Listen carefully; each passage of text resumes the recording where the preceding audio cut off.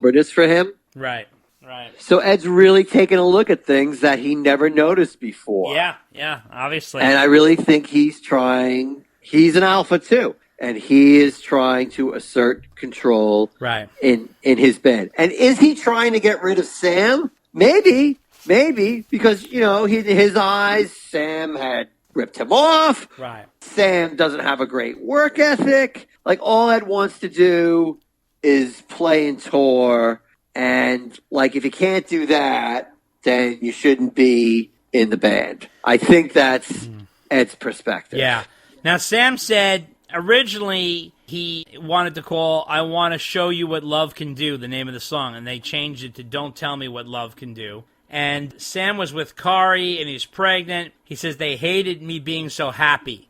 I kept telling Kari I had to get out of this band, but I didn't want to quit.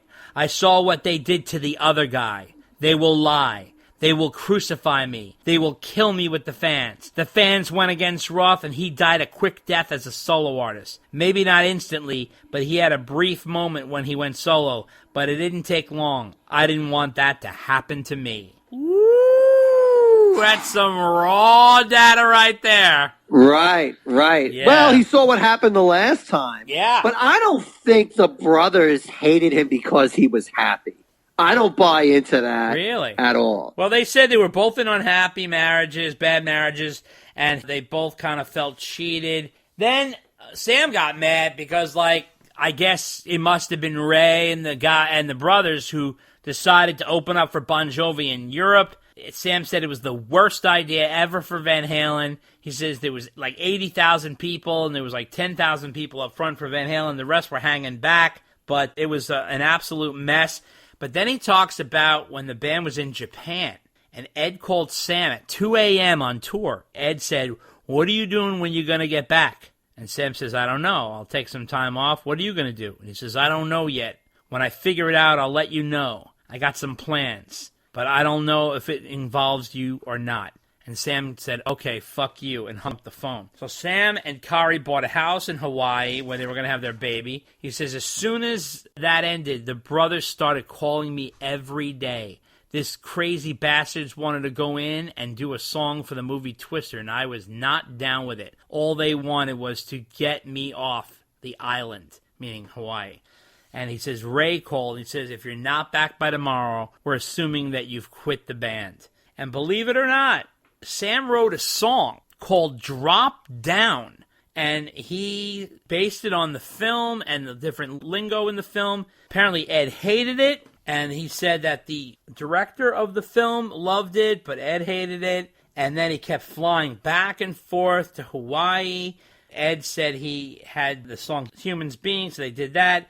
They asked him to stay to do a greatest hits song, and Sam said no. And he left his hotel, and he changed his name at the desk so he would get no calls. But apparently security was getting so many calls that Ed was on the phone that they went up to Sam's room, and they were banging on the door. And they said, Eddie's on the phone, and Sam said, tell him to go fuck himself. And he says, that's the moment where they called David Lee Roth. What do you make of that? That's pretty tough stuff. Yeah. But I think, to be fair to Ed, he just wanted somebody who was going to come in and sing. Yeah. And look, if Sam wants to live in Hawaii, no problem. Yeah. But dude, you're making enough money that if you need to come back and sing a song, then sing a song. Right. Now, should Ed have been a little more what's the word I'm looking for? Respective or understanding that Sam and Carrie were going to have a baby soon, and, he wanted to be around for that. Although, interestingly, they came back to California to have the baby anyway. I think they got frustrated, and they had to come back, yeah. Well, I think they were going to do natural childbirth, and then they couldn't do natural childbirth. Yeah, something like that, yeah. But I mean, whatever the reason was. But, look, all Ed wanted was to do something. And here's another funny, ridiculous thing. Sam had a problem with them doing a soundtrack song. Yeah. Let me say that again. Sam had a problem with them doing a song on a soundtrack. He was the soundtrack guy.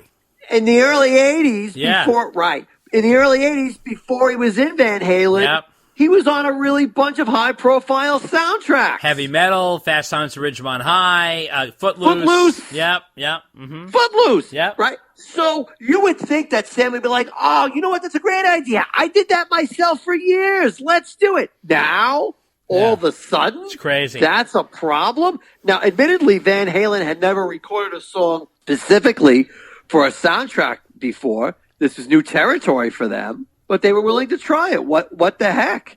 And I mean, really, honestly, the proof is in the pudding. It's a great song. Right. But Sam, for some strange reason, couldn't believe he was fighting them on that. Right. And the funny thing is that Ray had the idea to do a greatest hits as a quick buck. And his idea originally was to do 2 new songs with Dave and 2 new songs with Sam. Which, by the way, I don't think was a bad idea if they had done a double disc.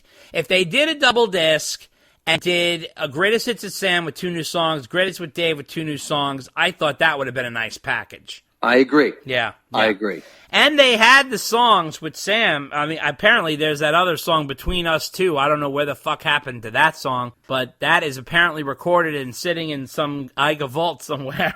So it's in the box set we'll never see. Yeah, exactly. The imaginary box set. So right, but here's the other funny thing. Yeah. So Sam has a problem with greatest hits. Yeah, I know. There's another one, yeah. Now, meanwhile, just like a year or two ago, he had put one out so he could pay for his divorce. Yep.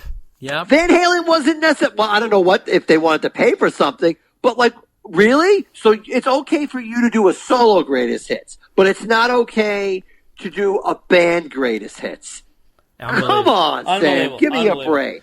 So now, apparently, he says, I was thrown out of the band for not going along with it. And then he got the call, the famous Father's Day call, where Eddie called up right at 9 a.m. and he says, you've never been a team player. You never want to do things when we want to do them. You always want to be a solo artist. Well, you can go back to being a solo artist. We've been working with Roth on a greatest hits record, and it's going great. He called Ray, apparently, afterwards, and he told him about the call with Ed, and Ed said, congratulations, you just broke up the biggest band in the world. And Ray apparently said, oh, let me speak to him, but then he says, fuck you, it's over, and he hung up, and he said, Ed always said I quit, and maybe I did, Sam said.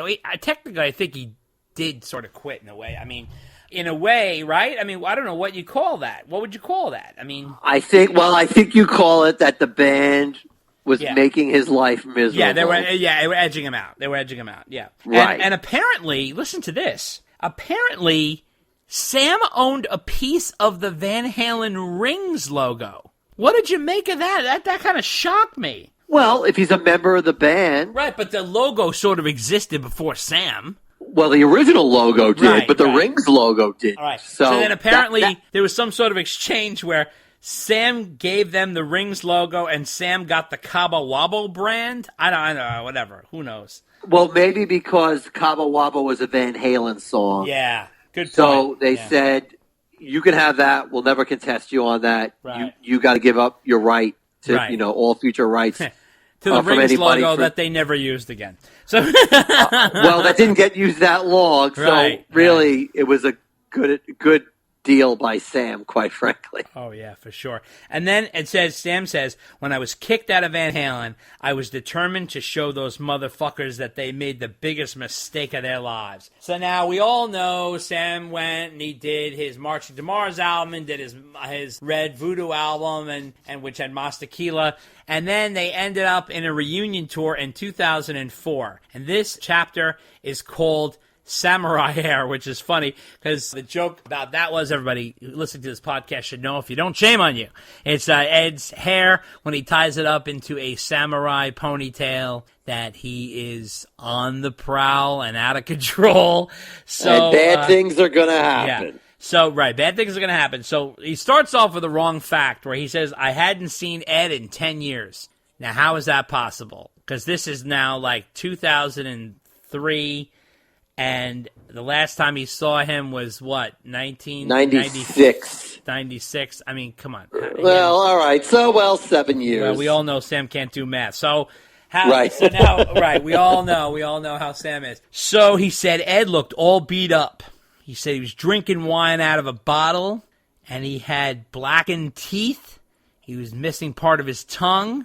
His clothes were ripped up, and his pants were tied together by a string. The thought flashed through my mind that I should get the fuck out of there. This guy's crazier than a loon. That's what Sam said when he went into 5150. After Al called him up, what was it, like a New Year's Eve or something, right? And they wanted to get together. Sam listened to some demos, and he tried to write. He says the place looked like vampires lived there with spider webs and trash, no food, crude, rude, and unkempt. He says, I should have walked, but Eddie's got a very charming, cunning side to him where you feel like he's got a good heart. He's going to come through. He's going to clean up, and we're going to get this thing done. And then he said originally they had planned to make an album, a whole album, in the course of 3 months. But all they could get together was 3 songs in 3 months, which is, on their pace, is very, very, very slow. I mean, if you think about it, the other albums came quicker than that.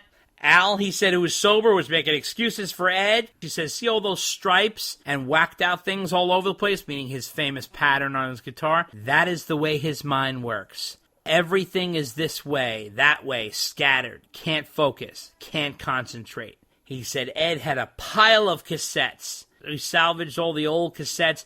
We searched through them, sessions with Sharon, sessions with Roth. I don't know what was there. They were all sliced and diced into new songs, and I wrote lyrics to them. It took 3 months for Ed to do the guitar parts for 3 songs. The Eddie Van Halen I first met could have done that in an hour. So what do you make of this, Dave? This is obviously like a recipe for disaster.